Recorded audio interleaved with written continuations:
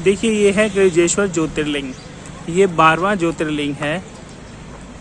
क्योंकि हम अंदर की वीडियो नहीं ले सकते, हम बाहर से ही आपको इसके दर्शन करा रहे हैं। इसके साथ इसकी कथा आपको सुनाते हैं। सुधर्मा नाम का एक ब्राह्मण था, उसकी पत्नी थी सुधीर्णा। वह ब्रह्मगिरी नामक पर्वत पे रहते थे। यह इसी स्थान पे पर्वत था, किंतु उन दोनों को बच्चा नहीं हो पा रहा था। इस बात से सुधीर्णा बहुत निराश थी और उसने अपने पति सुधर्मा की शादी अपनी छोटी बहन घुष्मा से करवा दी। पहले तो सुधर्मा इस बात के लिए राजी नहीं था, पर सुधीर्णा के हट के आगे वह मान गया। घुष्मा जो थी शिव भगवान की प्रबल परम भक्त थी। वह रोज 101 शिवलिंग बनाती, पूजा करती और उनका विसर्जन कर देती। इसी बात पे शिव भगवान घुष्मा से प्रसन्न हुए और उनको एक पुत्र की प्राप्ति हो गई। पुत्र की प्राप्ति होने के बाद में परिवार में खुशियां आ गई। पहले तो सुधर्मा और सुधीर्णा बड़े खुश थे, परंतु जैसे जैसे समय बीतता गया, सुधीर्णा को ये लगा कि मेरा तो इस जीवन में कुछ रह नहीं गया है,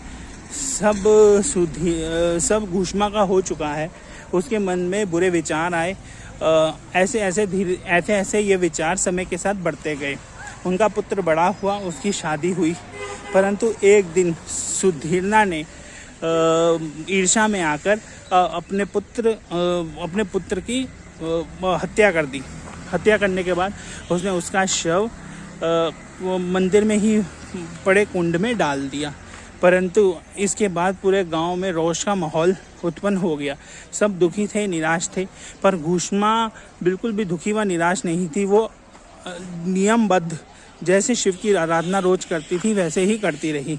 जैसे ही घुष्मा शिवलिंग के विसर्जन के लिए तालाब पे गई, उसका पुत्र तालाब से बाहर निकलता हुआ आया। वह बहुत गुस्सा था और सुधीर्णा को मारना चाहता था, परंतु घुष्मा ने कहा, हे पुत्र, वो भी तुम्हारी माता है, अगर उनसे गलती हो गई तो माफ़ कर दो।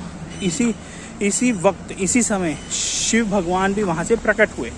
शिव भगवान प्रकट हुए और उन्होंने घुष्मा को कहा कि मैं तुम्हारी तपस्या से बहुत प्रसन्न हूँ और मैं सुधीर्णा को अभी अपने त्रिशूल से जान से मार देता हूँ। तो घुष्मा ने कहा, हे शिव भगवान, मुझे कोई बदला नहीं चाहिए, मुझे अपनी बहन से कोई नाराज़गी नहीं है, आप उसको क्षमादान प्रदान करें, बस आप मेरी एक ही विनती सुन लीजिए। शिव जी ने कहा, बोलिए। घुष्मा ने कहा, हे शिव, आप इसी स्थान पर बस जाइए जिससे जन मानस का कल्याण हो। उसकी बात सुनकर शिव भगवान वहीं पे स्थापित हो गए और यह स्वयंभू शिवलिंग इस स्थान पे स्थापित हो गया, जिसको हम गृजेश्वर ज्योतिर्लिंग नाम से जानते हैं। अगर आपको कथा पसंद आई हो तो मुझे लाइक व सब्सक्राइब करें। जय हिंद।